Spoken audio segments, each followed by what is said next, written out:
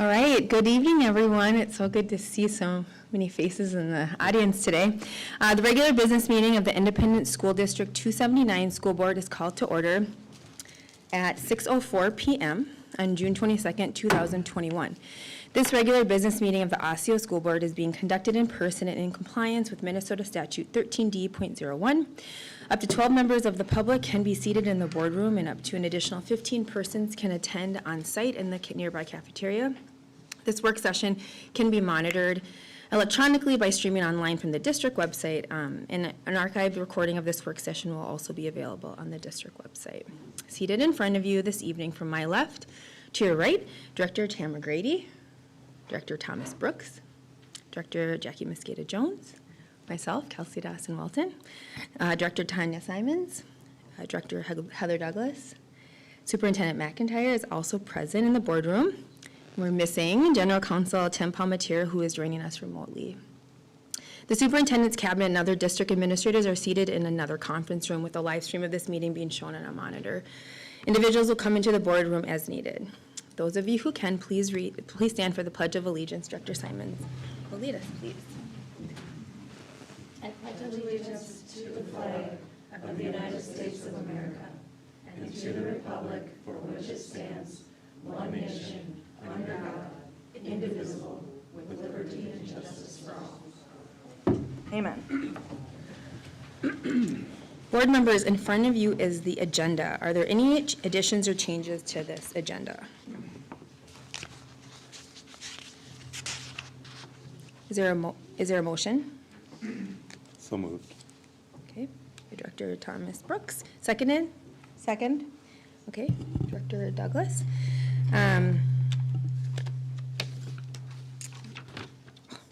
All right. Is there any discussion? Okay. All in favor say aye. Aye. All opposed, nay. Motion passes 6-0. All right. At this time, we will be recognizing retirees. Superintendent McIntyre. All right, thank you, Chair Dawson-Walton. Can everyone hear me okay? Okay, maybe in here, but not on the speakers. They will get me hooked up. There we go. I think I can hear it now. This evening is the second of two retiree recognitions that are done each school year. The first recognition was in December of 2020. And tonight we have 81 individuals across all classifications and employee groups throughout the district who've retired or will be retiring by the end of the month during the period of January through June 2021. These 81 individuals have served a cumulative total of 1,964 years of service to students and families in the Osseo area schools. Some of our retirees are here with us tonight, while many of the retirees being recognized tonight are viewing our live meeting, and others will be able to watch the archive copy on the video on the district website. So just to take a moment for all of our retirees, I just wanted to mention that the contributions you've made as retirees to many generations of students is significant. When you decided to work in a school district, you chose a job of the heart. We're so grateful it was in this district. I will now read the names, most recent position, and building of our retirees, so bear with me, 81 names. First, I'll recognize those with up to 10 years of service. Kelly Scarr, School Nutrition Assistant at Osseo Senior High School, 3 years. Vicki Schutt, School Nutrition Assistant, Rice Lake Elementary School, 4 years. Peter Lamb, Custodian at the OEC, 4 years. Rosemary Campbell, ABUS ESP, here at the ESC, 5 years. Kelly Santana, Teacher for English Learners Program at our Distance Learning Academy, 6 years. Randy Schultz, Custodian, Palmer Lake Elementary School, 6 years. Barbara Tollefson, LPN, Oakville Elementary School, 7 years. Connie Krieg, School Nutrition Assistant, Fair Oaks Elementary, 7 years. Patricia Bergman, English Learners ESP, Maple Grove Middle School, 8 years. Kristen Voigt, Career Resource ESP at Osseo Senior High School, 8 years. Gary Johnson, Custodian, Osseo Senior High School, 9 years. Carla Juten, STEM Integration Curriculum Coordinator, Weaver Lake Elementary School, 9 years.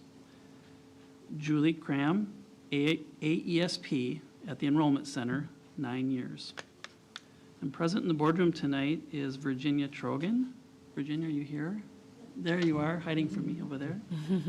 Virginia is a special education ESP at our Distance Learning Academy, 9 years. Congratulations. Next, I'll recognize our retirees with 11 to 20 years of service. Catherine Bonney, teacher at our Adult Basic Education program, 13 years. Rita Andres, teacher English, Osseo Senior High School, 13 years. Barb Olson, Director of School and Community Relations here at the ESC, who we recognized earlier this year, 13 years. Mary Wilson, ESP in our Info Technology Department, Weaver Lake Elementary School, 14 years. Richard Drake, music teacher, Maple Grove Middle School, 15 years. Julie Knapp, speech therapy teacher, Willow Lane in our Early Childhood Special Education Department, 15 years. Lisa Hartman, principal and special assignment here at the ESC, 15 years.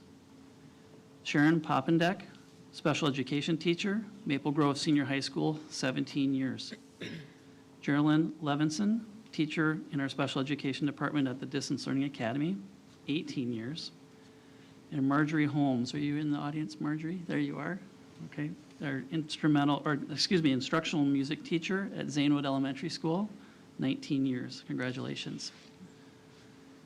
Next, I'll recognize our retirees with 21 to 30 years of service. And the list gets longer. So, Julie Fandel, Kid Stop instructor, Fernbrook Elementary School, 21 years. Dennis Lukes, vocal music teacher, Rice Lake Elementary School, 21 years. Etta Rossier, Title I pre-K teacher at Fair Oaks Elementary School, 21 years. Kimberly Bath, clerical ESP, Osseo Middle School, 21 years. Diane Weber, support application specialist here at the ESC, 21 years. Karen Blix, fourth grade teacher, Cedar Island Elementary School, 22 years. Kristen Capella, special education teacher at the OEC, 22 years.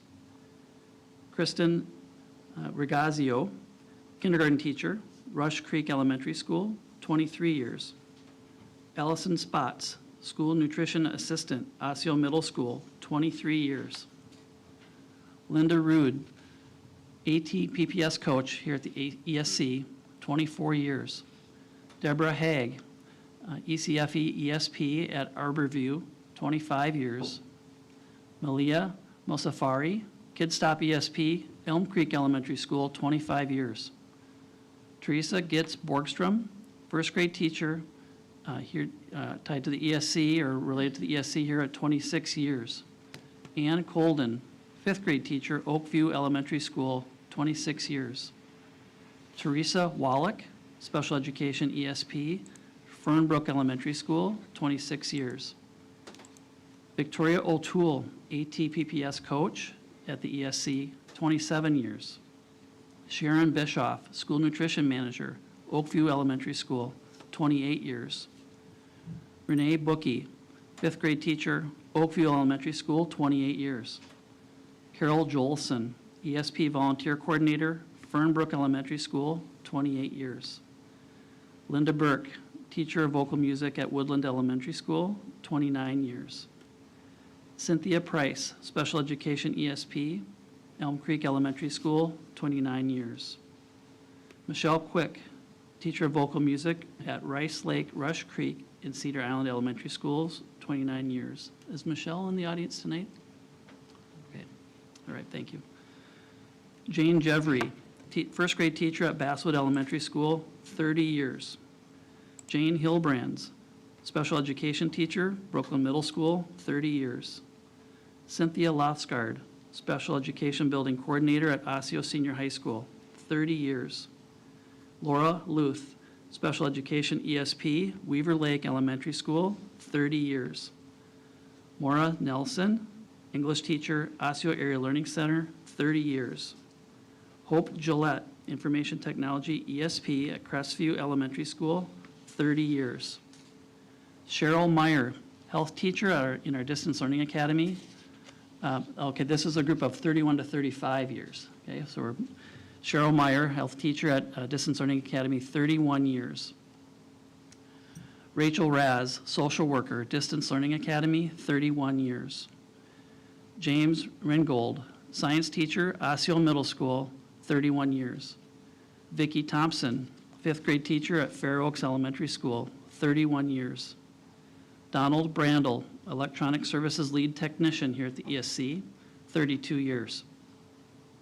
Susan Frickman, teacher at in our early childhood special education department, Willow Lane, at Willow Lane, 32 years. And Susan, are you here? Thank you. I thought I saw you come in. Congratulations. Patrick Kubiak, fifth grade teacher at Basswood Elementary School, 32 years. Arrow Matala, custodian here at the ESC at 32 years. Sarah Frame, fifth grade teacher, Distance Learning Academy, 33 years. Richard Johnston, sixth grade teacher, Osseo Middle School, 33 years. Pamela Klein, English teacher, Maple Grove Middle School, 33 years. Tim Klein, science teacher, Maple Grove Middle School, 33 years. Daniel Schmidt, custodian here at the ESC, 33 years. Linda Carlson, first grade teacher at Parkbrook Elementary School, 34 years. Alan Anderson, fifth grade teacher at Basswood Elementary School, 35 years. Robert Bremseth, physical education and health teacher at Maple Grove Senior High School, 35 years. Jareen Bryant, Ed and DAPE teacher at Basswood Elementary School, 35 years. Ann Evenson, academic support, Oakview Elementary School, 35 years. Kevin Opatz, physical education and DAPE teacher at Weaver Lake Elementary School, 35 years. Gary Bowman, fourth grade teacher, Fernbrook Elementary School, 36 years. Well, Gary's in the audience. Congratulations, Gary. Kimberly LeClaire, talented and gifted and staff member and instructional assistant at Fernbrook Elementary School, 36 years. Lori McBride, second grade teacher, Rush Creek Elementary School, 36 years. Darby Carlson, Phi-Ed teacher, Maple Grove Senior High School, 37 years. Suzanne Kotke, AT PPS coach here at the ESC, 37 years. Gwendolyn Krutzig, behavior intervention specialist, Rush Creek Elementary School, 38 years. Next, I'll recognize our retirees with more than 40 years of service. Jacqueline Janssens, clerical ESP, Northview Middle School, 42 years. Douglas Berg, custodian at Osseo Senior High School, 44 years.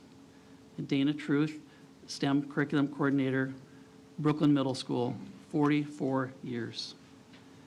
So congratulations to all of our retirees of ISD 279, and thank you so much for your service. Congratulations.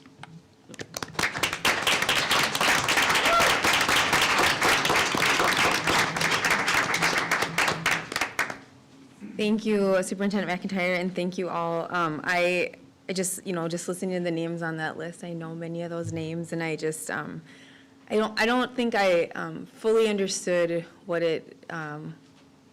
goes into when you dedicate your life to education until I've been on the board, and I just am I really believe it's just a calling, and I think that it's a true service that you do to all of our students, especially in our district. So I really thank you so much.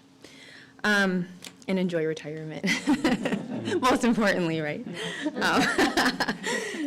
Okay, the next agenda item is audience opportunity to address the board. I'm just going to read a few guidelines for those that will, so during audience opportunity to address the board, I will call on each speaker who has submitted a speaker card.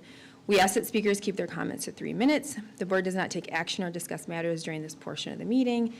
Speakers may be referred to the superintendent or staff if follow-up is necessary. The complete guidelines for public participation are provided on the meeting materials table and on the school board section of the district website. When I call your name, please come to the microphone and state your topic, and also state whether or not you are a district resident. After each speaker has finished, the podium microphone will be cleaned with disinfectant. All right, first up is Sharon Hedman.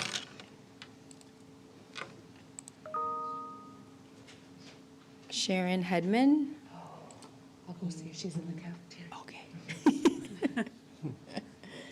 All right. Well, while Sherry is getting Sharon, we'll go Luca Grappoli.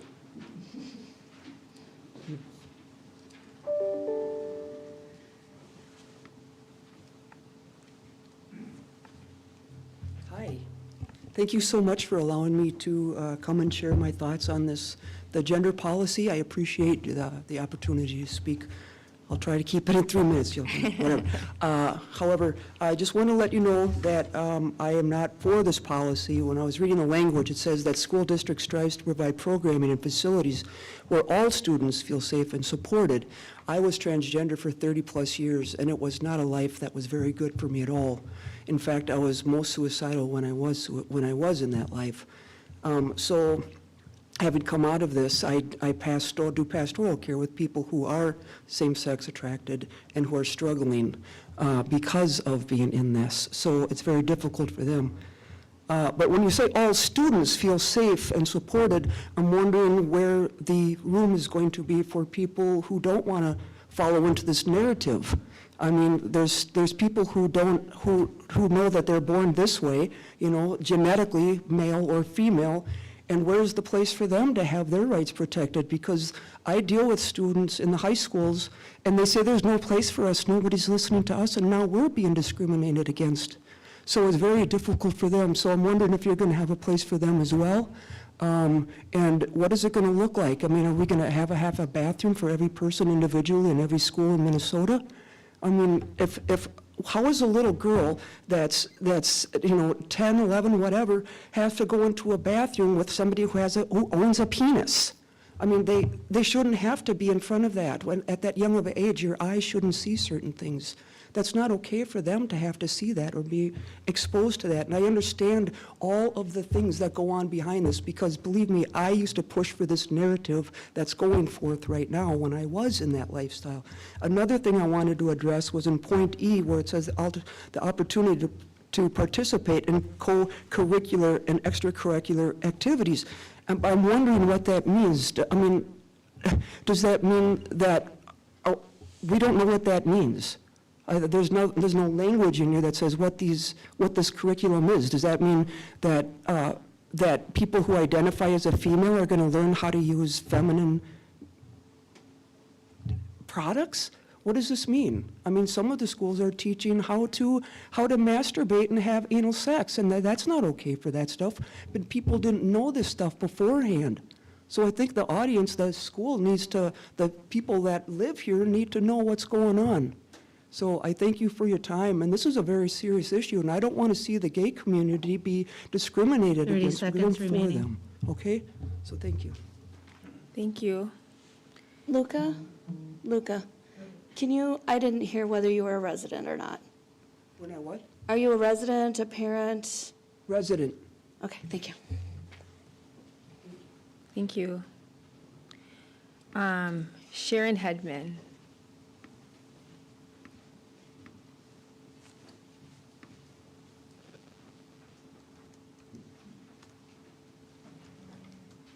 I am a resident of the school district.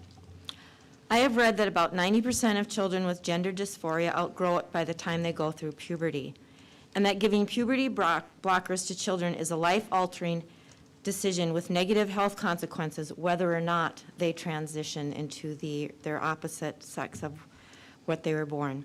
I feel it is detrimental to go along and let children assume to be the other sex.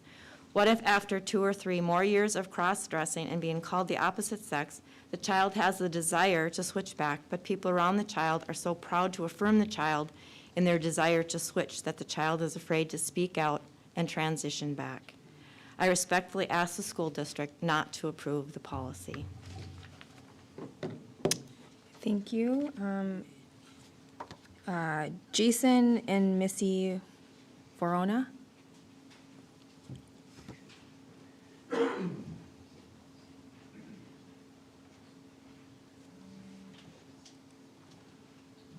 Hello, my name is Jason. This is my wife, Missy. We are Maple Grove residents. Thank you for giving us this opportunity to speak of the gender inclusive policy you're considering as a school board. 2 of our children attended Maple Grove and Osseo schools are now in college. Our youngest son is 13 and started out in Catholic school and now attends public junior high in Maple Grove. He also happens to be transgender. He's actually acted like a boy and wanted to dress like a boy from the minute he could express himself and chose what clothing he wanted to wear around age 2 or 3. Despite our best efforts to talk about how awesome strong women are and being a feminist, like my wife, he didn't want to be a woman because he felt like a boy inside. In 4th grade, he asked to change his pronouns from she, her to he, his. And remember, he already looked like a boy with short hair and only wore boy clothes. The Catholic school, as you can imagine, was not supportive. In fact, they were incredibly against him using new pronouns or using the bathroom that aligned with his identity. They tried to convince us that something was wrong with our child, that we were bad parents for supporting him. The teachers were not allowed to use his new pronouns, even if they personally wanted to do so. He was harassed by the other children and their parents, and the parents complained to the school. Within a few months, we pulled him out of that school and registered him in a public school in Maple Grove. Nobody knew him as transgender here, only as a happy, cool, funny boy who instantly fitted with all his new friends. The teachers used his he, him pronouns, and he had a great year, totally stealth. Stealth means that nobody knew he was trans. Or if they guessed, no one told him or us directly. In 6th grade, he told some of his friends his truth, that he's trans, and they accepted that part of him. But generally, he still doesn't tell anyone, because more than anything, he just wants to live his life and go to school and be a kid. There are a number of students like him in the district, some who are public about it and some who are not. So as parents, we worry every day about kids finding out and harassing him or beating him up. A lot of trans youth face harassment, bullying, and violence. We also worry about teachers finding out that he's trans and refusing to use his pronouns for personal or religious 30 religious seconds reasons. remaining. Our family and many other families will sleep a lot better at night if the district adopts a gender-inclusive policy. It will help protect our child from having the same horrible experience he had at his old school. Thank you for your consideration and voting this policy into place. Thank you. Thank you. Thank you. Meg Knodel.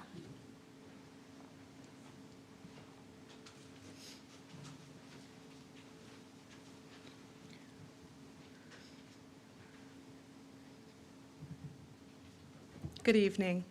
My name is Meg Knodel. I have a husband, Kevin, and a daughter, Eleanor, who is currently in 3rd grade at Rice Lake School. We've lived in Maple Grove since 2011. I'm here today to support the adoption of a gender inclusion policy. Our kids are growing up in a much more inclusive world today than when I was a child. We regularly talk with our daughter. In fact, she wanted to be here tonight, but we were worried about space limitations. And I know she's watching right now, about how some kids have 2 moms or 2 dads. She's 8 years old, and we've already spoken with her about how sometimes people feel different inside versus outside. She knows how to use they, them pronouns for friends of ours. And we've known gender nonconforming friends as young as preschool. This isn't unusual anymore. Parents have become more accepting of children expressing their genders in nonconforming ways. Although many schools in our district are supporting these students well, having a gender inclusion policy will ensure that teachers and staff and students are all respecting those students who are gender nonconforming, or staff. We want families of gender nonconforming and trans students to feel safer and more confident that their students are protected from hate. To be clear, my child is not trans or gender nonconforming, and this is still important to my family. Our family motto is work hard and be kind. And we don't tolerate bullying or disrespecting people for being gay or lesbian or bisexual. We cannot tolerate hate against gender nonconforming and transgender people, especially our children in this district. Kindness is our family value. I asked Eleanor if there was anything else I should add, and she said to say, "Thank you for listening." Thank you. Stephanie Barnes.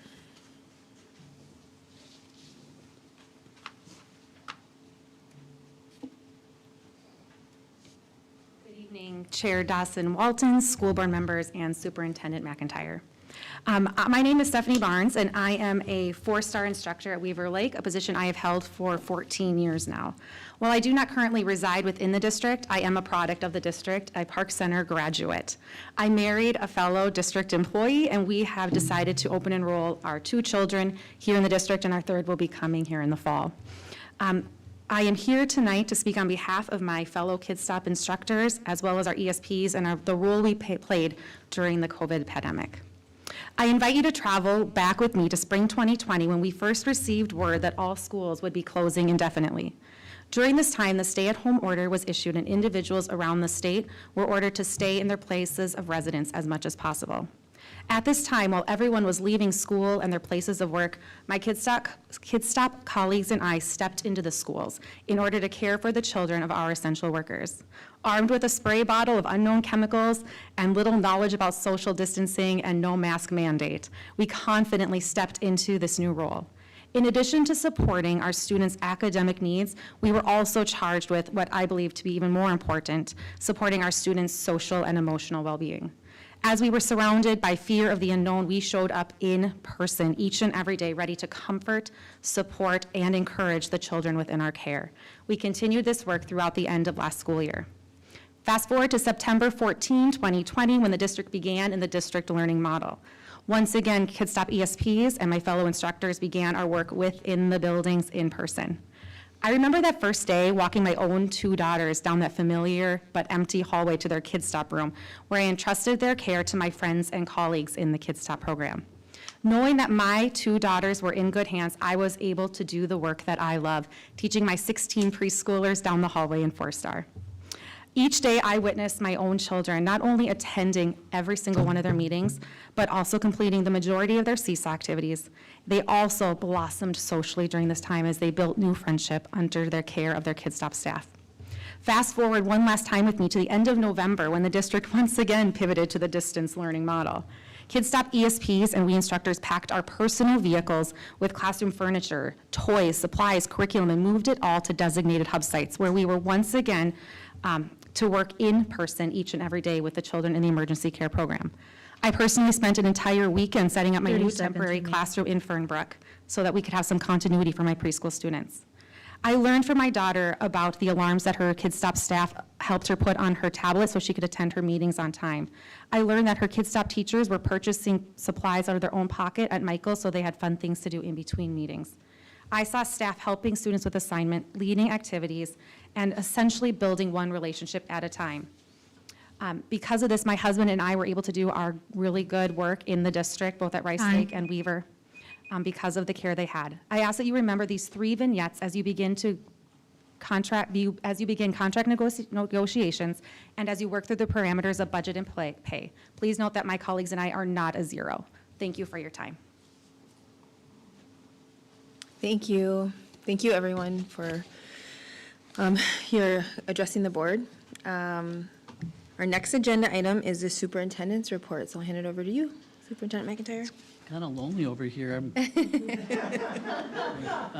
Thank you, Chair Dawson Walton. And a regular part of the superintendent's report is to share our points of pride in our district. So I'm stalling a bit to give Kay a moment here. As we do our points of pride, it's meant to celebrate students, staff, and community members who are contributing to the accomplishment of our mission, which is to inspire and prepare all students with the confidence, courage, and competence to achieve their dreams, contribute to community, and engage in a lifetime of learning.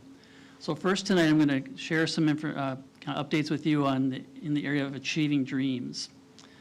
At the end of May, the Park Center Senior High School halls were alive with the sound of music, thanks to an ongoing partnership with McPhail Center for Music. For 6 weeks this spring, Park Center Band and Orchestra scholars had a unique opportunity to participate with or in a residency with Terrell Carnage, the Executioner Woods, a local rapper and beatboxer. Students learned about the history of hip-hop, rap, and beatboxing and practiced creating their own beats. Woods joined scholars in person on May 11th and 12th and even set beats as students played their instruments. Looking for a new financial advisor? You might want to get in touch with this Fernbrook fifth grader, Jack Putland. Last October, Jack invested a virtual, I'll say virtual, $100,000 in the stock market. After 7 months of strategic buying and selling and trading, he was up to $180,000, over $180,000, putting him third among 208 other competitors in the best prep stock market game. Very proud of his efforts. Congratulations to Ty Wynn, a junior at Park Center Senior High School, and Matt McMillan, a senior at Maple Grove Senior High, for placing first and third respectively in the 2021 Congressional Art Competition for Minnesota's 3rd District. Wynn's beautiful piece, Entrenched Blossoms, shown on the left on your screen there, was selected as the winner by a panel of expert judges and will be displayed with other winning artwork in the U.S. Capitol for 1 year. McMillan's detailed piece on the right, Experimental Rat, is shown on the right side of your screen there. Congratulations to both. The 2021 Minnesota State High School League Golf Tournament wrapped up yesterday, and both teams from Maple Grove Senior High School brought home some hardware. Congratulations to the Crimson Boys team for earning the 2021 Class AAA State Championship. Golfer Josh Galvin also captured 4th place in the individual event. And in the girls' team event, the Crimson placed 2nd overall, capping an impressive and historic season. So congratulations to both teams. So I haven't been able to stop talking about commencement the last few days, and it's hard to not mention it again when you think about achieving dreams. On Sunday, June 13th, the board members and I, along with so many others, spent an exciting day at Mariucci Arena celebrating the achievements of our seniors. And I think board members, you'd agree with me that there was something really special about seeing our students together in the same space, buzzing with energy and pride. I know that they're as excited about their futures as we are, and I just wanted to once again say congratulations to our graduates. In the area of contributing to community, learners at Zanewood Community STEAM School have put it in their work to make their new school garden grow this year. On June 8th, Zanewood scholars hosted a ceremony to gift their garden to the City of Brooklyn Parks Recreation and Parks Department, where the children in the Summer Fusion program will care for the flowers and vegetables while Zanewood students are away for the summer. This is a great partnership, and along with the guidance of the Three Rivers Park District, will ensure that the Zanewood Garden is always thriving. So well done, students. This summer, we're excited to continue to contribute to our community by providing free breakfasts and lunches for all children, and I mean all children under the age of 18, and families can pick up free meal bags daily, Monday through Friday, from 10 a.m. to 1:30 p.m. at any of the 10 district schools. The program runs through August 25th, and anyone that's interested can find more information at district279.org/summer meals. Our new Family and Community Engagement Department is hosting free events for the whole family this summer as part of its Summer of Wellness programming. Whether families are in the mood for bucket drumming or consumer purchasing, they're invited to sign up for free camps and workshops running through July 23rd. And more information can be found at district279.org/summer21. Edenbrook Elementary School has implemented AVID, a program that prepares students to reach their post-secondary goals for over 5 years now. Throughout that time, it's been nationally recognized for its leadership.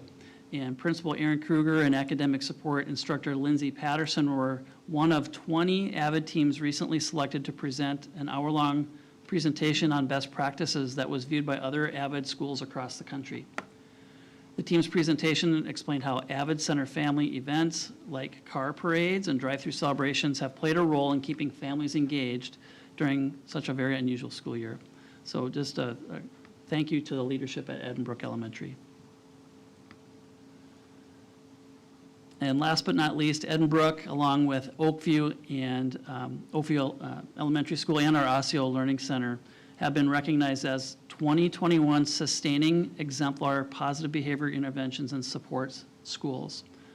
District 279 was also recognized as a sustaining exemplar of the work of all of our district schools.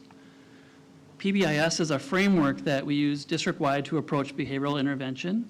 Instead of reactionary discipline, PBIS encourages educators to teach behavioral expectations the same way they would teach academic subjects by enforcing positive behaviors with evidence-based practices. To implement a program like this and to do it well takes a big commitment from staff and administrators at all levels. And I want to say thank you to everyone who's contributed to our PBS work over the years. It's nice to continue to see that recognition. Just a few additional items I wanted to share with the board tonight and our community. Summer programming. So just wanted to acknowledge that a variety of summer programming has kicked off over the past week, and we're offering more summer programs than we ever have before. From community education's Camp Rocks to new free camps and classes offered by the Family and Community Engagement Department Summer Wellness I mentioned earlier. Everything has been off to a great start. We've added some additional transportation this summer as well. It's been really positive addition to our program. Since our last board meeting, there's been some important dates that have occurred on the calendar as we ended the school year and moved into summer. So just to highlight a few, Memorial Day was observed on May 31st, and I just wanted to take a moment to thank everyone who served or is serving our country and to all those who have died while in its service. June is Lesbian, Gay, Bisexual, Transgender, and Queer Pride Month, and this month-long celebration demonstrates how LGBTQ Americans have strengthened our country and our communities by using their talent and creativity to help create awareness, goodwill, and inclusion. We're grateful for our LGBTQ staff, students, and community as everything they contribute helps us achieve our district vision right above the board DS there. Juneteenth in July 2020, our resolution on George Floyd and systemic racism that the board passed annually is really to annually recognize and communicate the importance in part of recognize Juneteenth in American history. So Juneteenth, which is observed annually on June 19th, is the oldest nationally celebrated commemoration of the end of slavery in the United States, and we just learned this past week that it's now being recognized as a federal holiday. Our 2020 graduation rates were just released this past week or so by the Minnesota Department of Education, and our rate increased slightly. This was for our 2020 graduates, and again, they ended the school year in school closures in COVID. So we did see a slight increase, and our rates were slightly higher than the state average.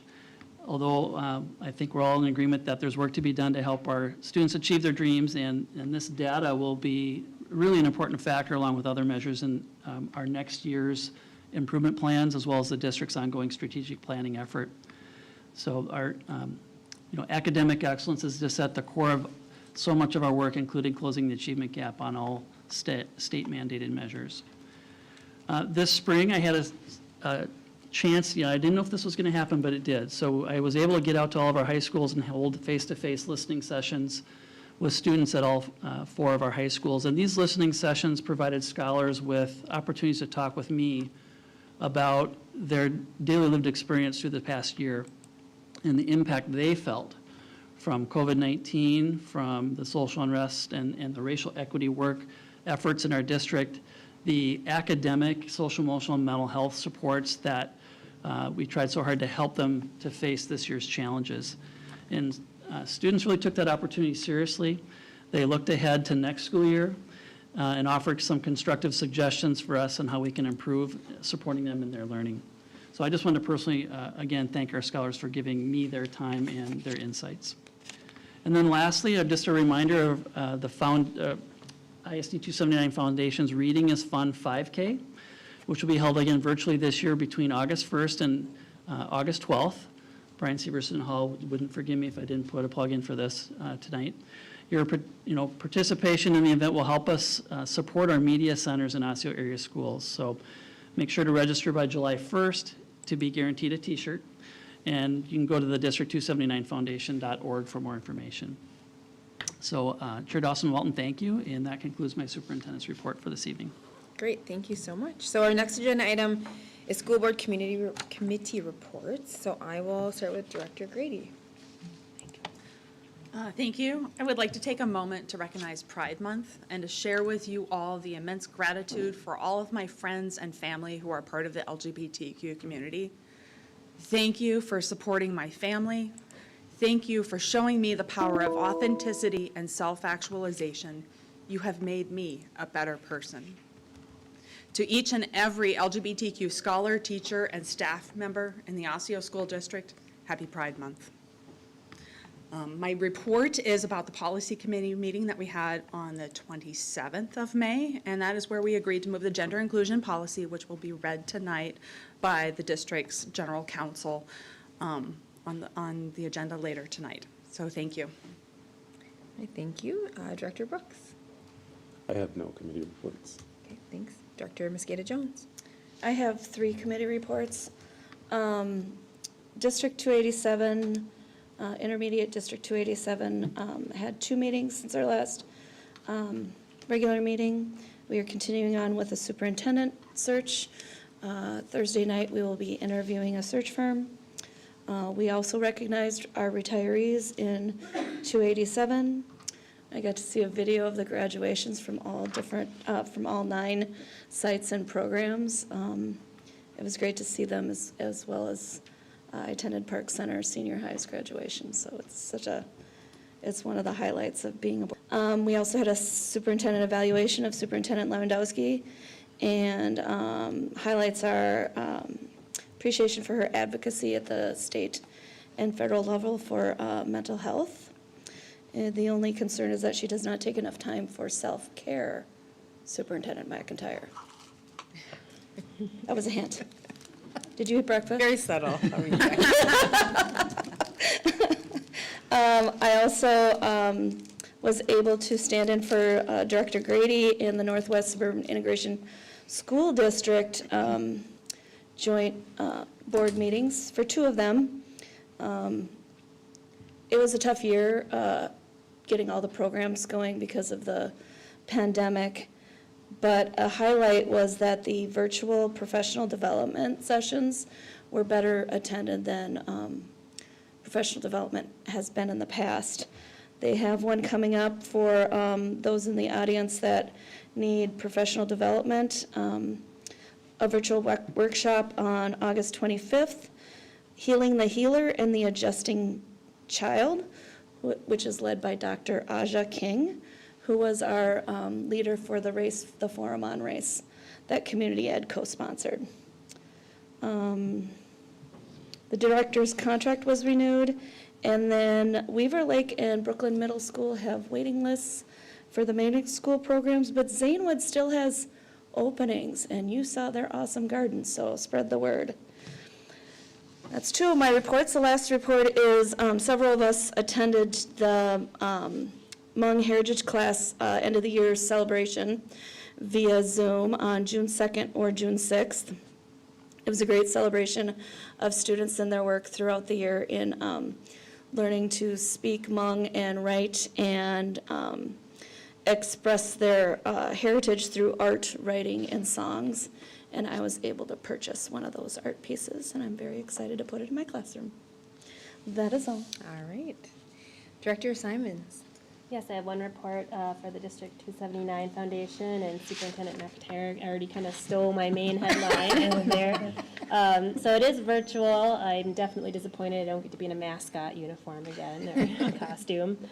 But there is some talk about maybe doing some opportunities for groups to kind of meet on their own and participate in the virtual and kind of in smaller groups.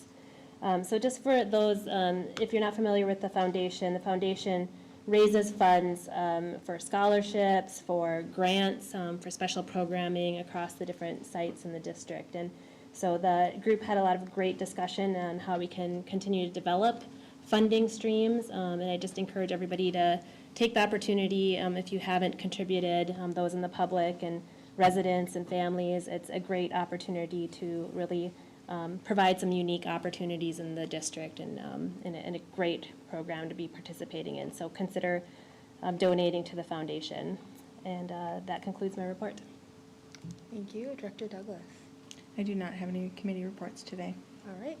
I have one.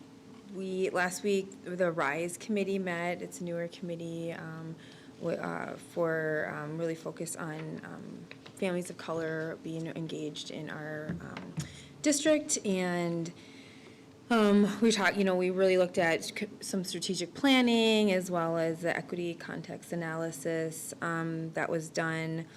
We talked about it at our work session and talked about the membership makeup and how do we to expand that and recruit members for that, and looked at some of the findings and data points. And that group is really just kicking off this year. It's pretty new, so it's exciting to have.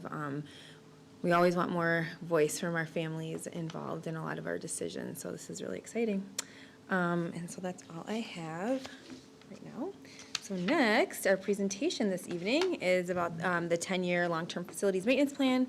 Ron Meyer is presenting, and he's our Executive Director of Finance and Operations, and Dale Karlstrom, also Director of Facilities and Transportation Operations.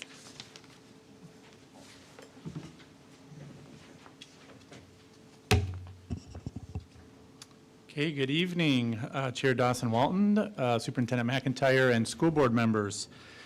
Each year, school districts with a long-term facility maintenance program are required by the Minnesota Department of Education to submit a 10-year Ltfm plan. This plan includes 4 components: a spreadsheet summarizing the planned expenditures for 10 years, a spreadsheet showing the planned Ltfm revenue for 10 years, a statement of assurance form, and proof of school board approval.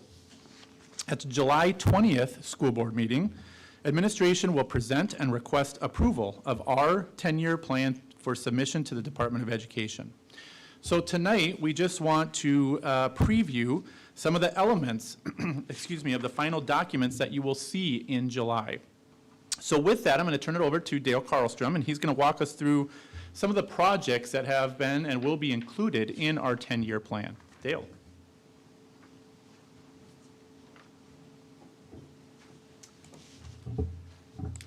Good evening, Chair Dawson-Walton, board members, Superintendent McIntyre. Thank you for scheduling this presentation.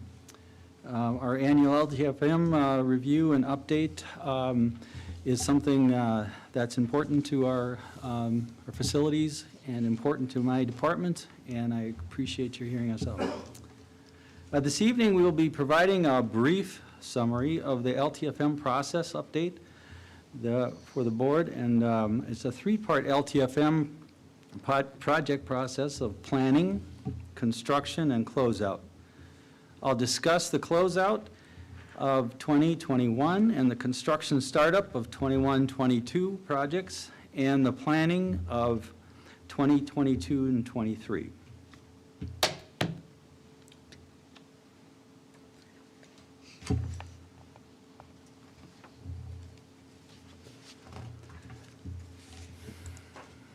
For 2021, we have completed $25.1 million in deferred maintenance projects. Of that total, we completed 5 major projects totaling $14.3 million and $11 million in categorical facilities and site projects that touched nearly all the facilities in the system.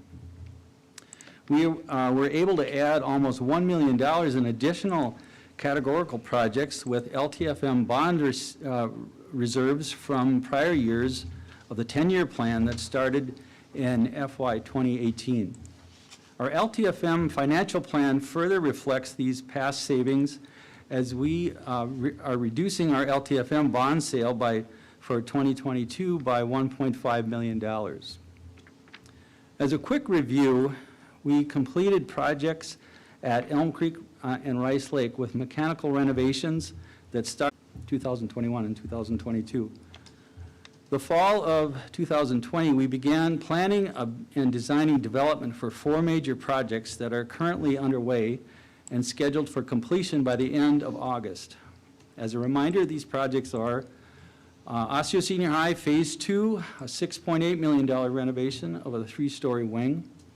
And the construction of this construction work that we did in Phase 1 of Osseo Senior High was a renovation of the 2-story and the mechanical supporting the auditorium.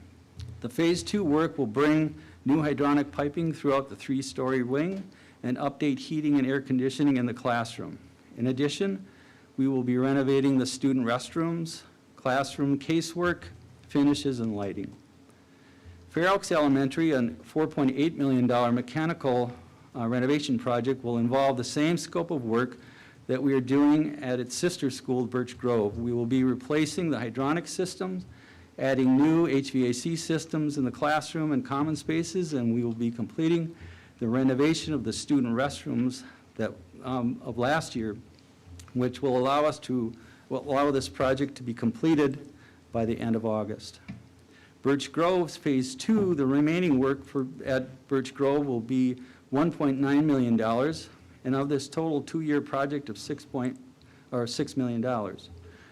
The Phase 2 work will focus on completing the remaining classrooms as well as casework replacement throughout the building. In addition to the 3-story renovation, Osseo Senior High will complete a renovation of 5 restroom groups in the central and east wing portions of the building. 2 of the 5 restroom groups will be converted into and create 7 single-use toilet rooms to improve access to single-use facilities throughout the building. After completion of these restrooms, we will have renovated nearly all the student restrooms in Osseo Senior High School. Every summer construction season, we schedule many categorical projects that help maintain and restore the component parts of the facility and sites. An example of some of these projects are roof replacement at Rush Creek Elementary, exterior wall renovations at Maple Grove Senior High and Weaver Lake Elementary, paving repairs district-wide, approximately $1 million. Total replacement of Osseo Senior High's tennis courts, turf replacement at Maple Grove Senior High Stadium, flooring replacement district-wide for $500,000, domestic piping replacement, and painting district-wide. The Ltfm Steering Committee has been working hard to prioritize the work for the summer of 2022. Our budget for the 10-year Ltfm plan is $24.8 million. After review of the condition of our facilities and the time and funding available, we have begun the planning phase for the following major projects. Osseo Senior High East Wing, estimated at $5.5 million, is the final phase of mechanical renovations at Osseo Senior High. The project will be like the work done in Phase 1 and Phase 2, where we will bring new hydronic piping so that throughout the building to the east wing and replace the heating and air conditioning systems in the classrooms. We will be renovating surfaces and casework in the areas that are affected by the mechanical demolition and installations. Palmer Lake Elementary, estimated at $5.3 million, will have the same renovations we are doing at its sister school, Birch Grove and Fair Oaks. We will replace the hydronic piping and air handling equipment that services the classroom and common spaces in the building. We will also be replacing wall finishes, ceiling, lighting, doors, and renovating the student restrooms. The Ltfm Steering Committee has been working with the design partners and Park Center High School's PE and athletic representatives to plan for the renovation of the PE and athletic locker rooms. This is a major project that may take 2 or 3 phases. The work we are planning for the first phase is approximately $3 million and will renovate half of the locker room facilities on the perimeter of the South Gymnasium. The design for these spaces will include gender-neutral spaces that include private changing, toilet, and shower stalls. In the area of categorical projects for 2022, we will be budgeting for approximately $11 million in categorical Ltfm projects. Along with our continuing efforts to renovate building envelope components, roofing, paving, flooring, paint, and doors, we will be replacing artificial turf at Osseo Senior High Stadium, scoreboards at Osseo Senior High Park Center stadiums, domestic pipe replacement at Osseo Senior High, which means the main water lines that come into the building.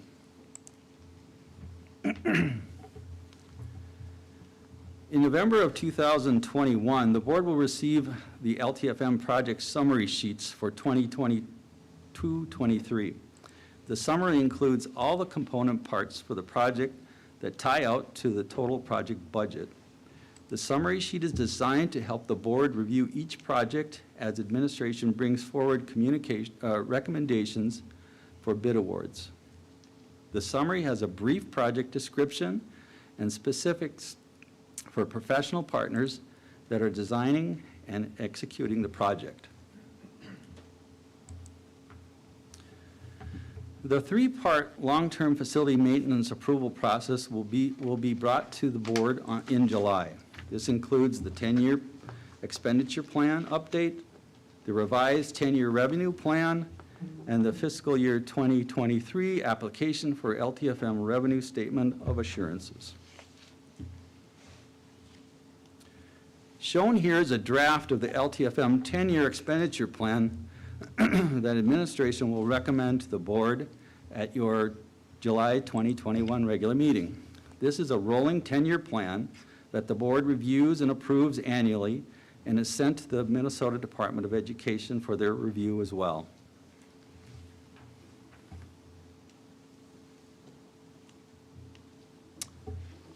The 10-year plan is a source of direction for our LTFM project planning, and the budget amounts that I have been discussing this evening are reflected in the first 3 years of the 10-year expenditure plan. The expenditure plan has a health and safety category that is reported separately and a deferred maintenance section where the categories of work such as electrical, plumbing, mechanical, and roofing. The totals found at the bottom of this form are the target amounts used to build our annual LTFM budget.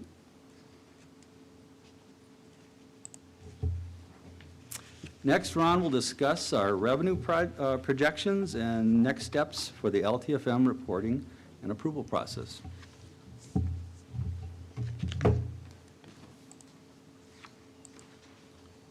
Thank you, Dale. So the second item that will be presented to the school board in July is the LTFM 10-year revenue projection worksheet. So this form is tied directly to the 10-year expenditure spreadsheet that Dale just talked about. It represents 3 different revenue streams that we utilize for LTFM work that the district anticipates over the next 10 years. Our LTFM projects are funded through a combination of our local levy, or what's called our pay-as-you-go levy, state aid, and then proceeds from bonding. And if school board members recall last fall, we bonded for LTFM for the next 2 years of work. And so that's calculated and included in this revenue worksheet. This 10-year revenue worksheet includes the calculation for the state aid and levy amounts, as well as the debt payments for each year of the bonds that we sell. So our business office works closely with our financial advisors, Ellers, to create levy and debt schedules that utilize each of these revenue streams to limit the overall impact to our local taxpayers while achieving our LTFM deferred maintenance goals.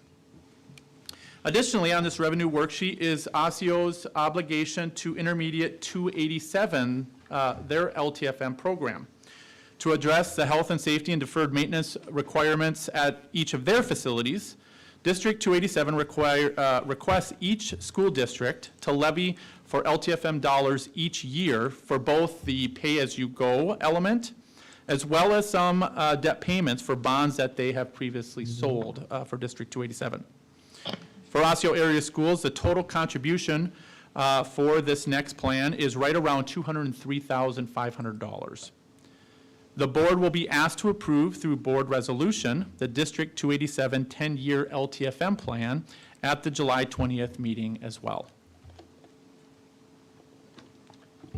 So on your screen is the Statement of Assurance form, which is required to be signed by the superintendent of each school district by July 31st of each year. This form confirms and assures that the district has followed all of the requirements of the Ltfm expenditures and accounting, and also that we are compliant with the health and safety program as it's maintained. So as we look at the next steps, again, our three-part 10-year plan, including the expenditure spreadsheet that Dale reviewed, the revenue spreadsheet that I just went over, as well as that statement of assurance form, will come to the school board at the July 20th meeting. Also that evening, again, the District 287 board resolution will come to the board for approval. Administration will ask the board for approval of our professional service contracts for the upcoming year, also at that July 20th meeting, and that helps to jumpstart and kickstart our Ltfm year. These include contracts for things like our engineers, our architects, as well as our commissioning agents and owners' representatives. In September, the board will be asked to approve the preliminary levy for our fiscal year 2023 budget, which will include the revenue from this 10-year plan that you will approve in July.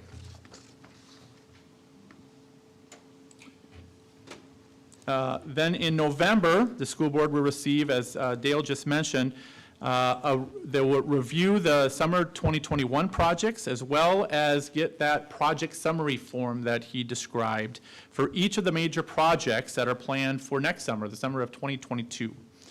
This will give board members, again, a reference for when those bids will come through all next spring at each of the school board meetings. The final levy certification for the 2023 fiscal year budget, including that Ltfm revenue, will then be acted on in December. And then finally, bid awards for work in summer of 2022, again, will come between January and May of next year. So that concludes our presentation of our 10-year Ltfm plan review. Again, we'll go into more detail at our July meeting. And now I'll turn it back to Chair Dawson-Walton for any questions that board members may have. Thank you, Dave and Ron. All right, I will start with Director Douglas. Do you have any questions or comments? No, I don't have any questions or comments at this time. Okay, Director Simons. I have no questions. Just again, thank you. This is a fantastic process, and I know this is a multi-year look. I really appreciate the rigor that goes into understanding the needs across the district, and in a district where there's buildings of many varying different ages, having the right plan in place to make sure all of our buildings are maintained to the level that we desire in our district's really important. So I appreciate the objectivity, the thinking, the rationale, because that's really important to our district to make sure we understand the process for how we're investing our dollars, how we're choosing and selecting the improvements. So I think this has been a great process that we've been following for some time, and I really appreciate it and appreciate the transparency. Thank you. Director Mosqueda-Jones. I just want to echo what Director Simons just said, actually. I was going to say the same thing. So just ditto. I also want to thank the foresight for making sure that all of our buildings have quality air for our students, particularly as I am teaching summer school in a school that does not have air conditioning. So I appreciate that for the district. And I also want to reiterate that I truly appreciate the project summary reviews. They're very helpful. If I could, thank you, Director Mosqueda-Jones. If I could just highlight Dale Carlstrom and also Jeff Arthurs in our facilities department. When you look at the amount of work that we do every summer in the school district, it takes a lot of organization and a lot of just professional kind of oversight with that. So Dale and Jeff just do an excellent job. We are very fortunate to have their talents in our school district. So, Thank you. Director Brooks.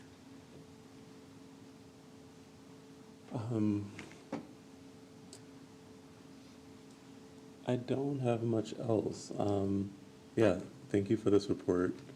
I think the biggest thing that has been on my mind You know, we got a little bit of a refuge from it over this weekend, but we've had a hot summer and some hot summers in the past. So I hope that that's something that we're continuing to watch and monitor to make sure that our AC systems can keep up with this trend. But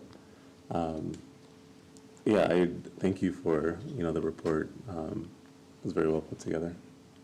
It makes sense, so thank you. Director Grady.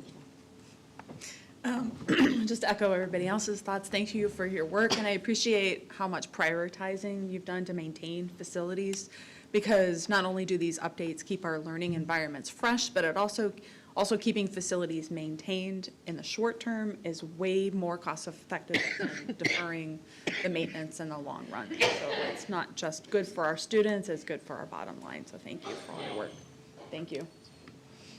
Couldn't have said it better than all my colleagues, so thank you so much. Chair Dawson, can I just Oh, yes. add? I just wanted to echo and not lose sight of all the work that this team did over the course of this past year with multiple learning model changes and many, many operational changes throughout the year. And also recognizing that the high quality of projects that can get completed at or under budget on time. And that doesn't happen by accident. So, and then Director Brooks, I love your comments around the heat piece. So we've performed well under stress. Our system has been stressed multiple times, and the quick response to the heat, and, you know, we've watched some other districts struggle, honestly, with that, and our team really stepped up and works closely with our other partners that, to make that happen. So I just wanted to echo that, along with just our facilities look awesome. They look great. But there's a lot behind that, whether it's paint or parking lots or doors or heating and cooling and mechanicals, air filtration. On top of it, our facilities look really, really, really good. So thank you. Don't forget walls. Remember, Yeah. Corey and I went out to a couple of buildings, and Yeah, the amount of requests, I was surprised of like, what about this? What about this? So you do such a great job of prioritizing the needs throughout our district. so thank you, Dale. Thank you to Jeff Arthurs as well. Thank you. All right, the next agenda item is a consent agenda. Board members, are there any items you would like to remove for separate consideration? Board Chair, I have just a question. I don't necessarily need something removed, but in our packet, it appears that item M, I don't think I have a complete sentence there. Approval of a one-time transfer in community education fund with no dollar amount attached. If that needs to be removed for separate consideration, then we should do that. If it's just a mistake on printing, if someone could just tell me what that is, I don't need to remove it. Yeah, I believe it's a $400,000 transfer, one-time transfer regarding the memo that I provided the board with last Friday. That's what I was thinking it was, Yeah. but I just Yeah. wanted to make sure. Thank you. And Brian might be running down the hall right now just to verify, so we'll give him a minute, and maybe there's any other questions on the consent agenda. Does that sound right to you, Ron, as well? I know you were a part of that Yes, conversation. it is a $400,000 transfer. Yeah. Yep. Okay, thank you. I don't have any questions or removals. Good catch. We can just add that to the minutes. Okay, thank you. Is there a motion to move the consent agenda as printed? So moved. Is there a second? Second. Okay, motion by Director Simon, seconded by Ms. Gata Jones. Any discussion? All right, all in favor, say aye. Aye. All opposed, nay. Motion passes 6-0. We're on to our first action item is the 2021-2022 budget. Ron Meyer, back again, Executive Director of Finance and Operations, will share information on this. Okay, good evening again, Chair Dawson Walton, Superintendent McIntyre, and school board members.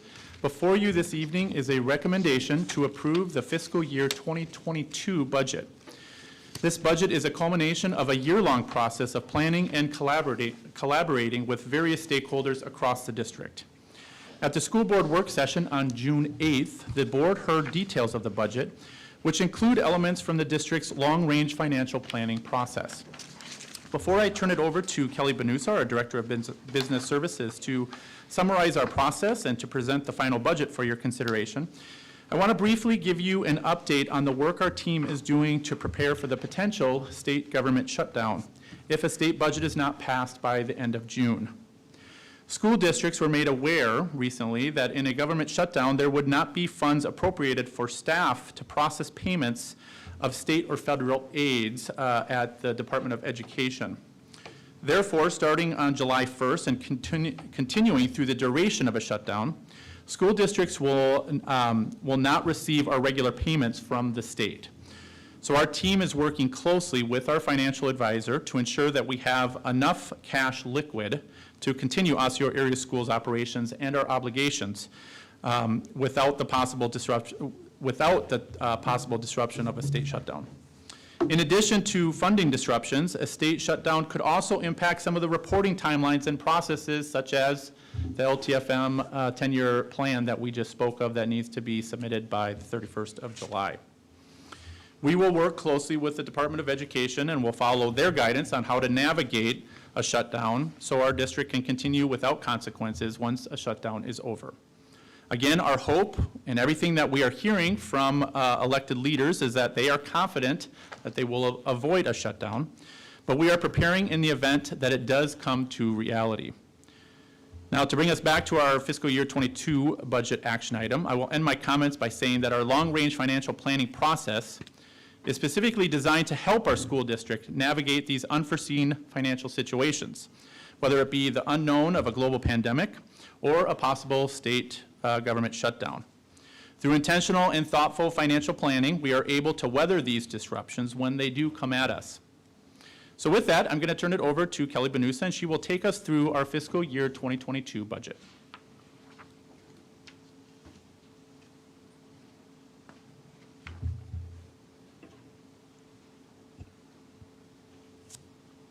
Good evening, Chair Dawson-Walton, board members, and Superintendent McIntyre. Tonight we bring forward for your consideration the fiscal year 2022 proposed budget.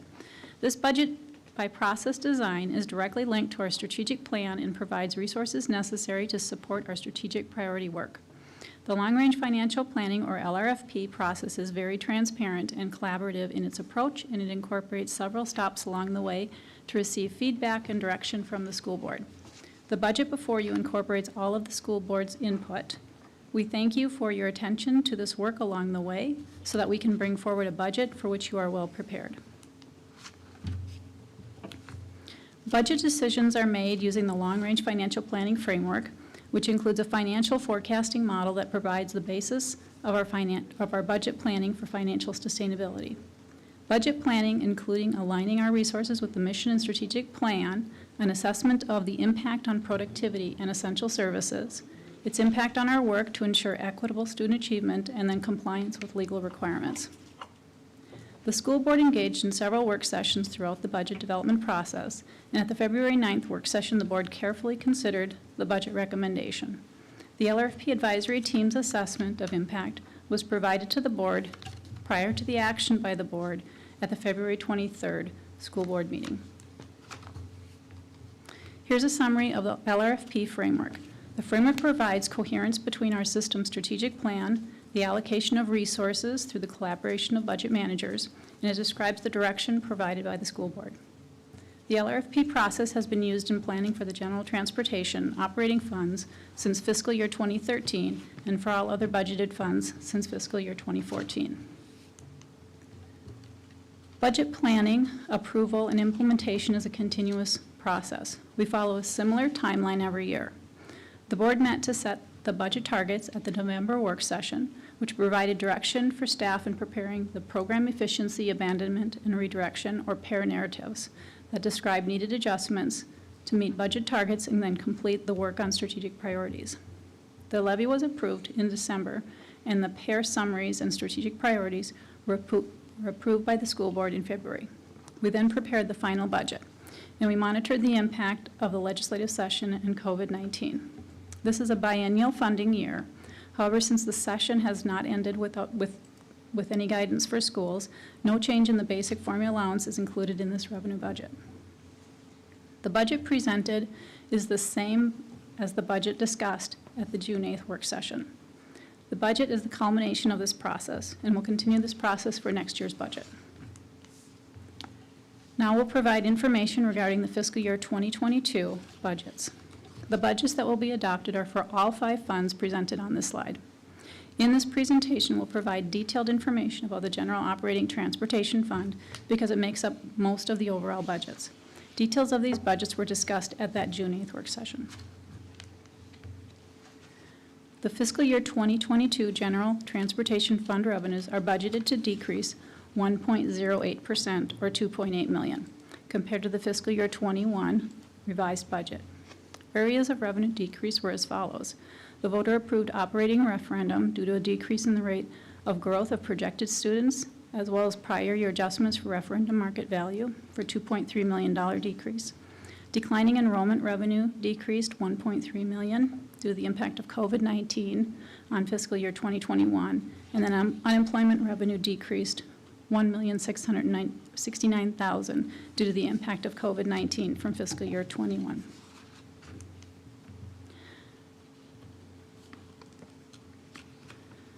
The decrease in revenue is partially offset by the following areas of revenue increase. General education aid increased $1.6 million due to a projected increase of 224 adjusted average daily memberships, or adjusted ADMs. Those are our students.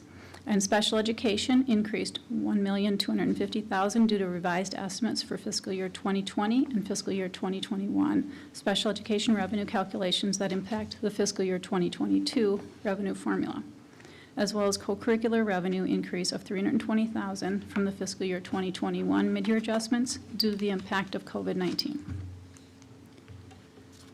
The fiscal year 2022 General Transportation Fund expenditures are budgeted to increase by 2.82% compared to the fiscal year 2021 revised budget.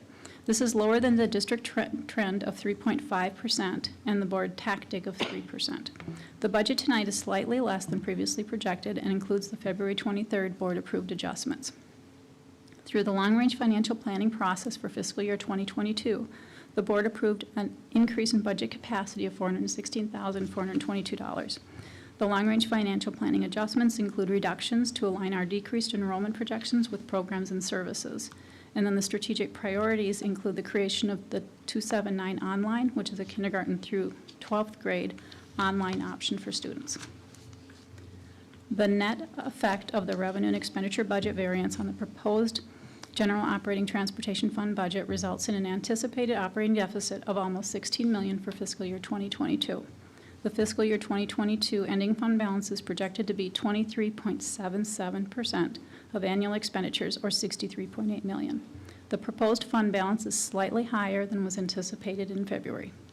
Board policy recommends a minimum fund balance of 5%, which we are in compliance with for this proposed budget. This slide is a summary of all 5 fund budgets to be adopted for fiscal year 2022. The General Transportation Fund is shown in the blue column, and that's what we just discussed, and is included for comparison purposes only. The Food Nutrition Fund, Service Fund, is the red column. The increases for both revenues and expenditures are mostly due to the USDA's extension of the summer food service program rather than the National School Lunch Program for the entire fiscal year 2022. The summer food service model allows for free breakfast and lunch for all students and has a significantly higher reimbursement rate for meals served.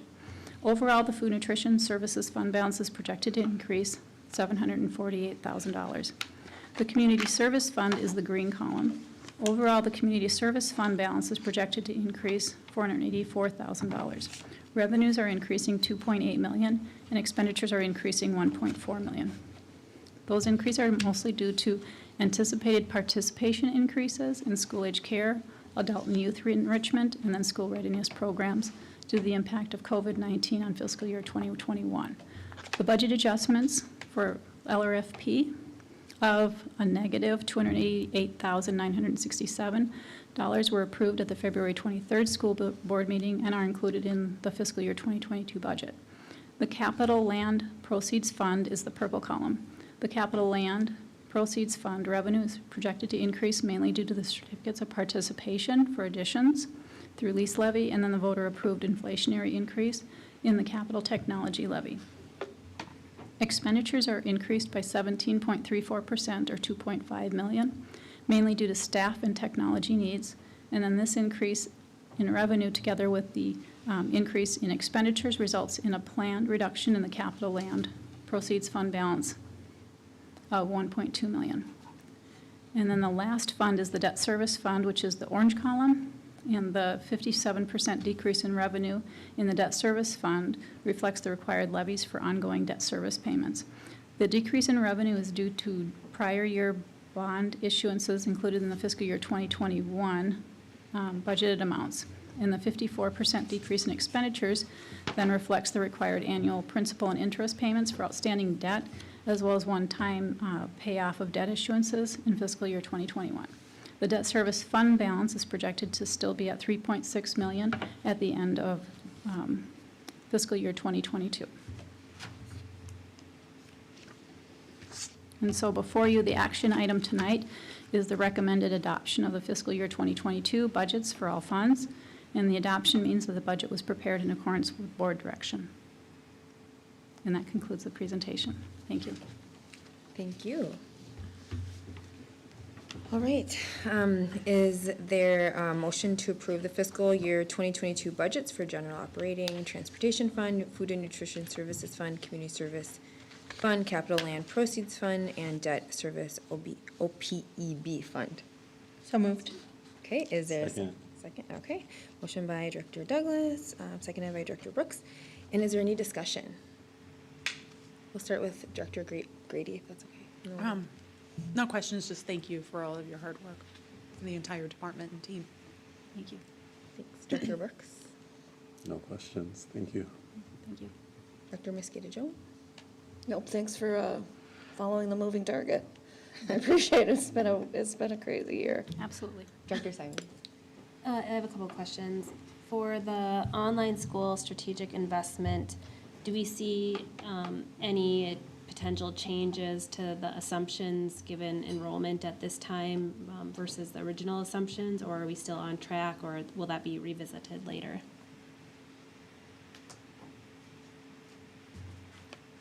So the initial investment that the board approved in February had, and I don't recall the exact enrollment that we had assumed, but we also had built in for additional enrollment over time. So we're watching that closely. The goal is to not deploy those resources unless they were needed and they were justified by enrollment. So we're watching that closely, and we are allocating those resources as they become needed according to enrollment in those programs. Great, thank you. And then regarding the state shutdown and our operating expenses for that duration. So, just quick math, looking at the fund balance over the course of 12 months. I know it doesn't cost, it's not straight lined. It seems that, our fund balance is about 3 months, just under 3 months of operating on a straight line basis. So it seems that we would be well covered considering the potential delay in the funding. So would you concur, or how are you looking at that? Yeah, so a couple of things. This only impacts our state funding. So we still get our local taxes for that. So we have modeled it out through the end of September, and we have plenty of cash flow to be able to continue our operations through September. So obviously, we don't expect to shut down, but if it does happen, we will be well covered. Right, and again, that is by intention with the excellent job that the finance department and the decisions by our superintendents and all of our leaders. I don't think that all school districts are in that same position. So again, we have such a strong financial position that really serves us well to weather unexpected circumstances. So again, appreciation for all the work done by everybody to ensure that's the place that we're in. That's all. Thank you. Director Douglas? Thank you. Tanya actually asked a couple of my questions, but I was just wondering if you would speak to a question that I've received a lot in the last several weeks from community members, which is essentially some variation of why do we have such a large general fund, and how come it keeps changing in reference to what we're expected, are anticipated, and then we have our budget realignments and revisions. It seems like there is a little bit of disconnect in just simple explanation on why this happens so frequently. I know this is part of process and a process that we've developed so that should we have a state shutdown or any kind of other type of emergency type situation where we're able to continue to operate. We've set it up this way, and I really appreciate the hard work that's gone into that. But if you could just summarize in a way that's pretty universally understood, I would appreciate that. I'll do my best. So a couple of things in terms of why we have such a large, or what could appear to be a large fund balance in the general fund is we are a large school district. And so rather than looking at the actual dollar amount, that's why we talk about the percentage of our expenditures. That gives a better reflection of the financial condition that we are in. And so as Kelly talked about, our projection for FY22 in this budget is that we'll be spending down that fund balance by $16 million. So that leaves us at about 23%. And so as you recall, our policy, or the board policy, is 5% to not go below that. And so as we do our financial projections out over 4 years, as you recall from the work session in early June, that we are projected to have, in order to maintain that 5%, that we will be forced to make some reductions in the future.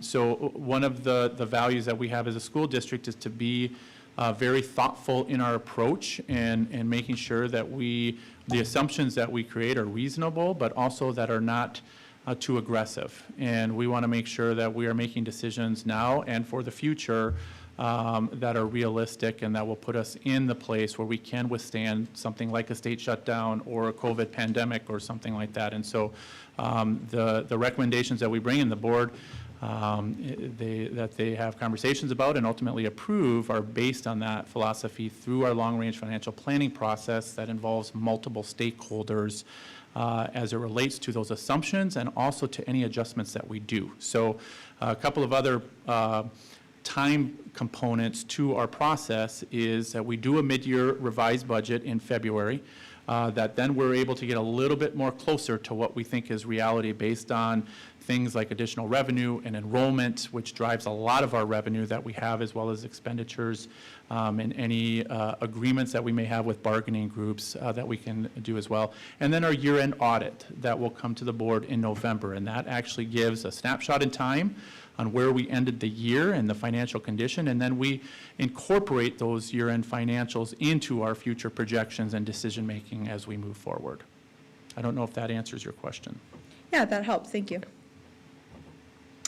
Yeah, I think that's a great question, because I think we probably all get that a lot. And, I think it's about discipline, and that's what how you just explained. And I think we're all really proud of the work that you and your team, Kelly, Ron, do have done. So thank you so much. All right. All in favor, say aye. Aye. All opposed, nay. All right, motion passes 6-0. Our final action item is gifts to the district. Is there a motion to approve gifts to the district totaling $73,930.71? So moved. Second? Oh, thank you. Motion by Director Simon, seconded by Director Douglas. Is there any discussion? Thank you. Yes. All right, all in favor say aye. Aye. All opposed, nay. Motion passes 6-0. All right. Our next item is an informational item. It's the first reading of Policy 508, Gender Inclusion. And we have General Counsel Tim Palmatier show information via phone. Is that correct? Okay. All right. Tim? Chair Dawson, I want to make sure you can hear me before I proceed. Yes, we can hear you. Great, okay. Thank you, Chair Dawson Walton, school board members, and Superintendent McIntyre. There's one policy on the agenda for first reading tonight, that is draft policy 508, gender inclusion. This is a new draft policy that is being proposed to support gender nonconforming students in our schools. Recent decisions of the Minnesota Court of Appeals and the Minnesota Department of Human Rights indicate that both the Minnesota Human Rights Act and the Minnesota Constitution provide legal protection for gender nonconforming students. In addition, several federal courts of appeal have held in the past 5 years that Title IX prohibits discrimination against gender identity in terms of students accessing public school programs, activities, and facilities. The proposed policy is modeled after recently adopted policies in a number of other Minnesota school districts. The policy would specifically require that school officials, in consultation with students and their parents or guardians, respect all students' sexual orientation, gender identity, gender expression, and gender nonconformity. Identify and address students by their preferred names and pronouns. Change student names and preferred pronouns in school district digital system to the extent possible upon written request of the student and their parents or guardians. Prohibit the separation of students and/or curricular materials based upon gender unless it serves a legitimate pedagogical tool. Provide all students the opportunity to participate in co-curricular and extracurricular activities in a manner consistent with their gender identity in conformance with the Minnesota State High School League rules and regulations. Provide all students with access to facilities that aligns with their gender identity. Respect the safety and privacy of all students pursuant to the data protection policy. Ensure that district policies apply to all students, regardless of their sexual orientation, gender identity, gender expression, or gender nonconformity. And work with families and students to identify one or more safe staff members who can support gender nonconforming students in the schools. First reading begins a 4-week period for reaction to the draft policy by concerned groups or individuals. After the 4-week period, the school board may adopt this draft policy after a second reading. The draft policy is available on school district website with the agenda for this meeting tonight. Comments on this draft policy may be directed to the school board or myself. Comments on these policies may also be provided online through the school district policy and procedure webpage located on the district website. So Chair Dawson, I will now turn it back to you to facilitate any discussion concerning the draft policy. Okay, thank you so much, Tim. So since it is a new policy, I wanted to open it up to my colleagues if they had any clarifying questions. You know, we know that there'll be an action item at some point with discussion, but now if there's any questions, Tim, if you're open to that, I will start with Director Grady. No questions right now, but thank you. Director Brooks? No questions, thank you. Director Mosqueda-Jones? No questions. Director Simons? Yes, so I sat on policy committee, and so I had the opportunity to ask some questions there. However, not all of those meetings are well, they're all public, but they're not necessarily recorded. The last one was, so I might ask some questions that may have been covered there just for the sake of public discussion and transparency. So in our previous policy committee meeting, we did have 2 options. So Tim, you had mentioned that the basis for this is really change and updates to legal protections. Currently, policy 514 is our policy that addresses protected classes and legal protections for different groups of students, and we had previously talked about including gender there. So I just wanted to clarify, 514 is currently the policy that provides for legal protections for groups of students and employees, correct? That's correct. Okay, thank you. And then, do we have any other policies that have a provision such as that would say that we create a safe person or create an adult-student relationship in policy? No, there's no other policy that has that specific type provision. The discussion in the policy committee was around some comments and remarks that were made to school board members about a safe place for students that are gender nonconforming. In response to that, I certainly had consultation with the assistant soups on this, and then also by extension the principals. And the thought was that if there was to be such a provision in the policy, we would identify safe persons. But to answer your question, Director Simons, there's nothing in the anti-bullying policy and or harassment policy that speaks in that fashion. I will say, certainly in speaking with principals and again speaking with the assistant superintendents on this, they certainly do everything they can to always make staff available to students regardless of what they might be experiencing, whether it be family issues, personal issues, drug addiction, any number of things that our students might face at any point in their lives. Right. Okay. Under the definitions, are these legal definitions, or are these definitions based on the model policies? I know we discussed the model policies, but I didn't know if those model policies, if the basis for those definitions were legal definitions, or if these are, like, I'm trying to understand the source of the definitions. Yep, and that is correct, that the policies were drawn, or the definitions were drawn from other policies that other school districts have adopted in the state of Minnesota, namely St. Paul, Hastings, St. Louis Park.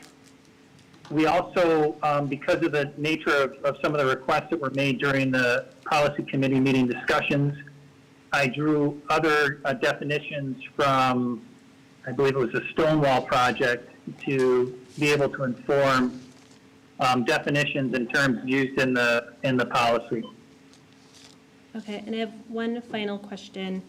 Do these definitions only apply to this particular policy, or would these be definitions that might be, if in terms of curriculum or other uses within the district, that would say this is what gender means in the district, gender identity in A through, the remainder in A through G? Is this a policy definition, or is this a broader definition that would apply to other instances in the district? That's a great question. The intent, of course, is that the definitions apply to the policy.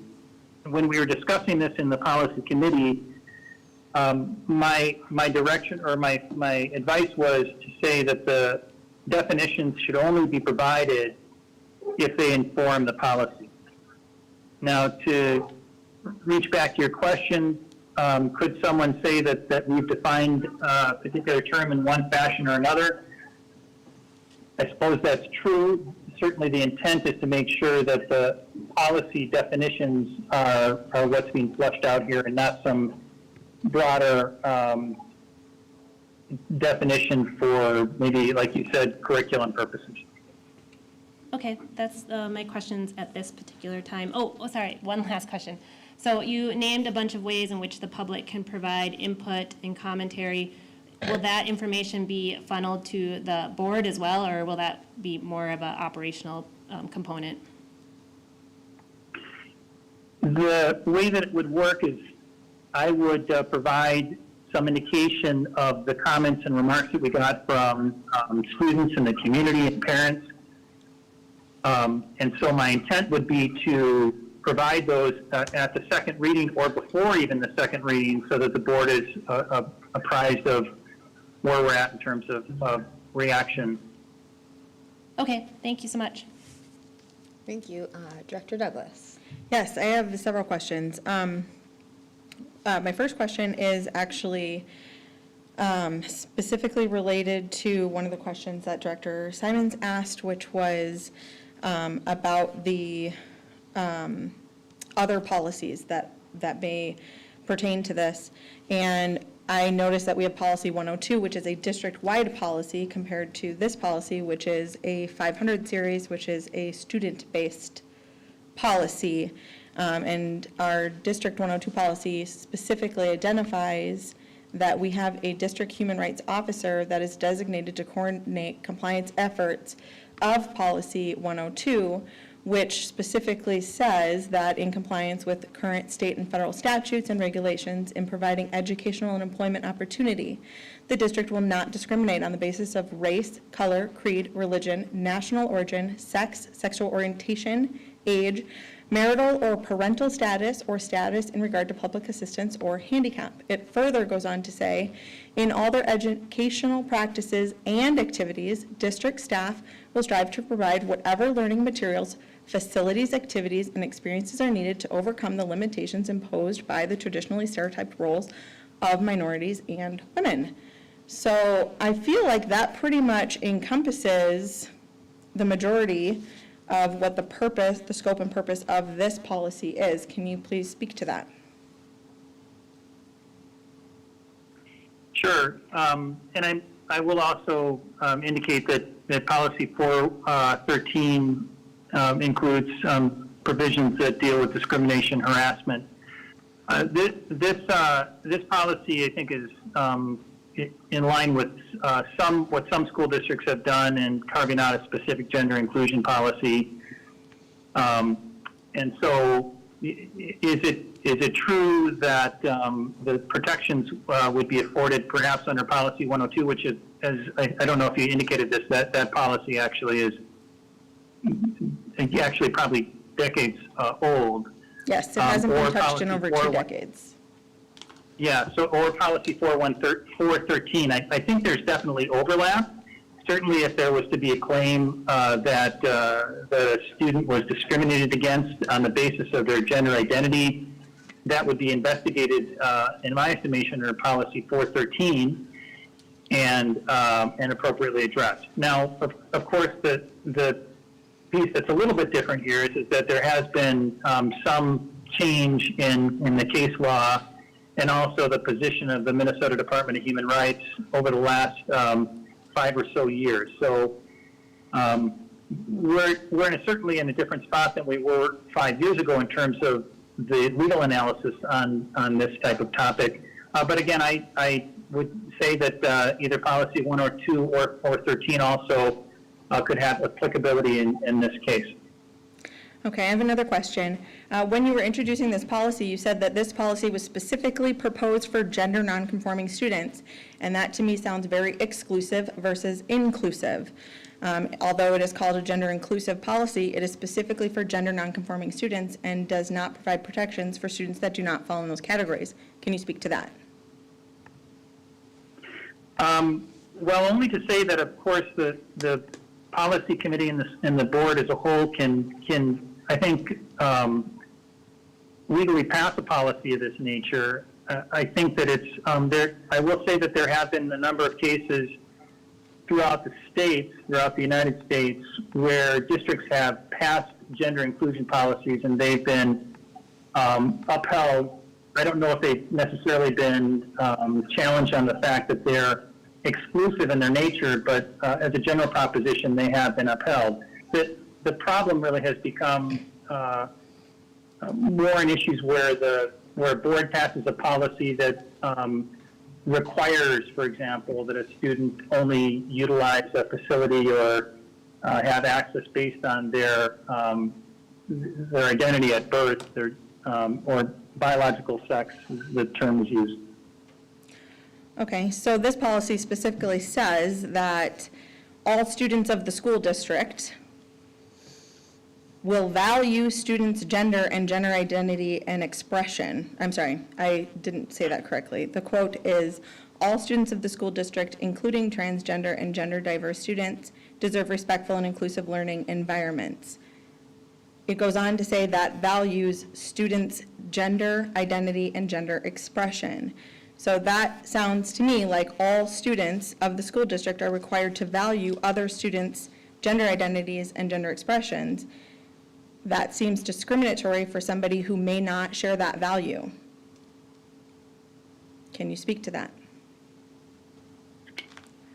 Well, again, as the policy is written, I do believe that it would comply with Title IX. I believe it would comply with any constitutional rights that might exist. The policy itself is really a matter of board discretion, whether or not it would want to have a policy of that nature. Whether that impacts individual students' thoughts and beliefs, certainly the policy can't be intended to reach those types of thoughts or beliefs, or what a specific family might believe or maintain with their children. So certainly the intent of the policy is not to dictate that type of thought or belief set on a student. It's basically to ensure that when it comes to school employees and the operation of the school, that these protections are in place. Okay, I have another question. When it comes to definitions, legally, only one of these definitions, only one of these 7 definitions are legal definitions. The other definitions, can you share specifically where they were derived from or who created them? Yes. So again, we drew from some of the model policies, or I should say the policies that were already in existence in some of the other metropolitan area schools, as I mentioned before. So we drew from those definitions. Where we did not have a definition available and there was an item that was added to a particular protection, I actually should say that I drew on definitions that were provided by the Stonewall Project. And so that is, that's how we got to the definitions. Okay. I have another question specifically under the category 3, general statement of policy, item E, provide all students with the opportunity to participate in co-curricular and extracurricular activities in a manner consistent with their gender identity, including but not limited to intramural and interscholastic athletics, and in conformance with Minnesota State High School League rules and regulations where applicable. And I am curious if there is any differentiation in this item from student-led events or school-sponsored events and activities. It's a good question. I think when it comes to school operations, that's one thing, and then individual student groups who might be accessing our facilities as recognized student groups, that is likely another. And so the intent of the policy would be to apply to school district operated programs. It could be clarified that that particular provision applies to school-sponsored activities, just to provide that clarification. Okay, so in the legal references section, I evaluated and read all of the legal references. So these are statutes or rules established by state or federal agencies that seem to already, all of the information that is within this policy are already covered and protected under those other presiding agencies. Can you please explain why we are creating a separate policy when it has always been our practice to limit the amount of unnecessary policies that exist? Yes, I mean, I can share that at least in terms of policy, that there's nothing specifically prescribed by statute or case law that mandates or requires a policy. But again, that the school board and the policy committee can provide or incorporate a policy of this nature. I will say that in terms of the question about providing access, that the policy is consistent with the direction of the case law that we have at this point. For example, access to facilities. There have been a number of circuit court opinions at this point that have clarified that that's in fact protected under Title IX. Would it still be true if we didn't have a policy? Yes, it would. I mean, those particular decisions, and maybe even more recently, the decision of the Minnesota Court of Appeals, would still be something that the school would need to abide by. Okay, last question. Is there anything in this policy that is not already covered by law or the other multitude of policies that have crossover with this policy?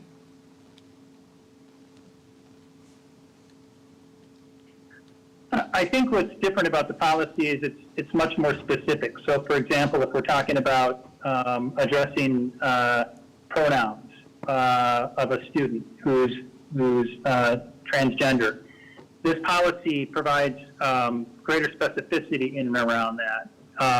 As it relates to name changes, this policy provides specific clarity around those particular types of issues. So it certainly adds some color and detail to what's perhaps in other areas of the policy or I should say other areas in our policy handbook. So I would say that probably, Heather, that's the best I can say, perhaps just for greater clarity. Okay, thank you. Okay, at this time, the board will be going into closed session. I make a motion to recess the regular meeting for 10 minutes and reconvene in the forum room for the purpose of a closed meeting of the Osseo Area School Board pursuant to Minnesota Statute 13D.03 to consider strategy, parameters, and developments in labor negotiations for the following bargaining groups: RNs, LPNs, educational support professionals, ESPs, kids staff instructors, and administrative educational support professionals, AESPs. Is there a motion? So moved. All right, is there a second? Second. Okay, motion by Director Douglas, seconded by Director Simons. Is there any discussion? All right, all in favor say aye. Aye. Opposed, nay. All right, motion passes 6-0. The meeting is recessed at 7:56 PM. The school board meeting will adjourn at the conclusion of the closed session.